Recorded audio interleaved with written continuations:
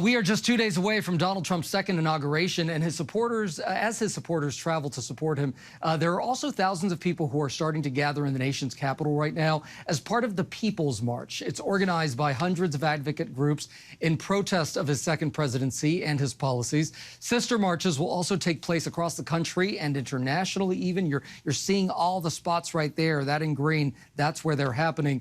People's March advisor Ash-lee Woodard Henderson joins us now to talk about this event. Ash-lee, good morning. Thank you so much for joining us here on ABC News Live. So who is involved in the People's March? What are the goals here?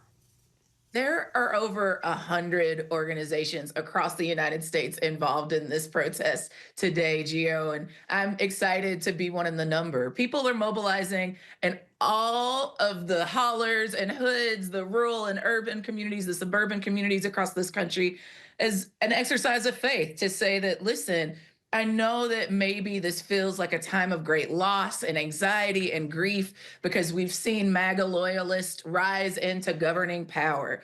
But this is just the beginning of our great comeback, that this is a time where folks in the immigrant justice movement, they're going to fight against the mass deportations of our neighbors and our relatives, the folks that are going to fight so that man-made climate disasters cease and are a distant memory, and we are living in healthy, sustainable, and equitable communities, the folks that are fighting to live in a world full of peace instead of a world full of war, the folks that will prioritize people over the billionaire bros of the bro-ligarchy that Donald Trump is building here in D.C. These folks are coming to say we believe in the power of the people to be able to stop these bad conditions from happening and actually change the course of this country to make sure that we're bending the moral arc of the universe and this country with our own elbow grease. So I'm proud to be one in the number. There are over 100 organizations that are involved, and you can see the list at peoplesmarch.com. And Ash-lee, as you're speaking, we're seeing live images there from Washington, D.C., right next to you, where you're seeing that first march there start to kick up. So 8 years ago, the historic Women's March on Washington, it became one of the largest single-day protests in American history. And yet since then, many women feel that their reproductive rights have been sharply limited or taken away completely in the overturning of Roe v. Wade. What are your thoughts on that?